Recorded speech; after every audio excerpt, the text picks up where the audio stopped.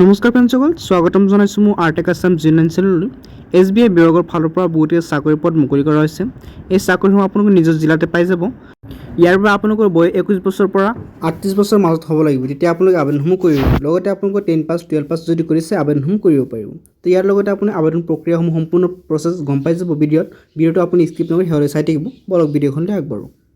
আবেদন কৰাৰ কাৰণে আপোনাৰ এইখন পেজত আহি যাব। এই পেজখন আপুনি দেখাইছে পোষ্ট নেম দেখাইছে প্ৰবাচনাৰী officer PO, name of post দেখাইছে 541টা পদ ইয়াতে মুকলি কৰা হৈছে। কেটেগৰী ৱাইজ কিন্তু প্ৰথম বেলেগ বেলেগকৈ মুকলি কৰা হৈছে। ইয়াত দেখাইছে SC কাৰণে 80টা, ST 73, OBC 135, EWS 50, জেনেৰেল কাৰণে 203 অৰ্থাৎ 203টা পোষ্ট ইয়াতে মুকলি কৰা হৈছে। লগতে আমাৰ যিটো চেণ্টাৰ হ'ব এক্সাম চেণ্টাৰ ইয়াত দেখাইছে ডিব্ৰুগড়, গুৱাহাটী, যোৰহাট, শিলচৰ, তেজপুৰ এইকেইটা কিন্তু আপোনালোকৰ চেণ্টাৰ হ'ব। তো ইয়াত দেখুৱাইছে আপুনি ইলিজিবিলিটি ক্ৰাইটেৰিয়া দেখুৱাইছে, কিন্তু মই আগতে আপোনাক কৈ দিছোঁ। ইয়াত দেখুৱাইছে 21 বছৰৰ পৰা 30 বছৰ হ'ব লাগিব, তেতিয়া আপুনি আবেদনসমূহ কৰিব পাৰিব। লগতে এজ ফ্লেক্সিবল পাব।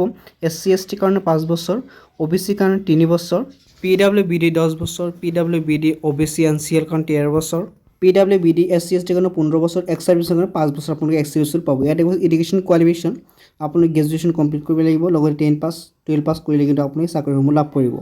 এপ্লিকেশ্যন যিটো ফিজ হয় এইটো কিন্তু কেটেগৰাইজ বেলেগ বেলেগ হ'ব। UR EWS কাৰণে OBC যিহেতু 750 টকা দিব লাগিব।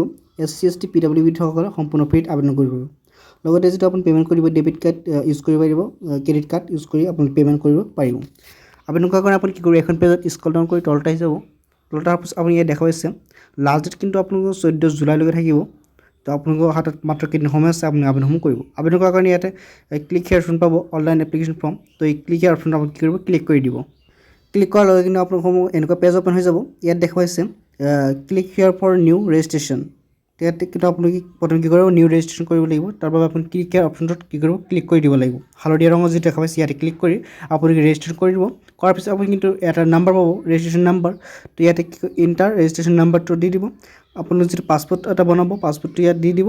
দি কিন্তু আপুনি কি কৰিব লাগিব, ছাবমিট অপশ্যন পাব। ইয়াতে অপশ্যনটো ক্লিক কৰি দিব। ক্লিক কৰি কিন্তু আপোনালোকৰ আবেদনসমূহ সম্পূৰ্ণ হৈ যাব। লগতে আপোনালোকৰ যিটো ডকুমেণ্ট কিছুমান লাগিব সেই ডকুমেণ্টসমূহ আপোনালোকে ফিল কৰিব লাগিব। এই দেখা হৈছে প্ৰিফাৰেঞ্চ ডকুমেণ্ট, কি ডকুমেণ্টসমূহ দিব ইয়াত দি কিন্তু আপোনালোকে ছাবমিট কৰিলে কিন্তু হৈ যাব।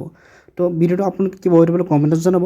ভিডিঅ'টো ভাল পালে লাইক কৰিব। লগতে মোৰ যদি নতুন চেনেল ছাবস্ক্ৰাইব কৰি লগ থাকিব। এনেকুৱা আপডেটসমূহ ডেইলি আপুনি পাই থাকিব। ধন্যবাদ।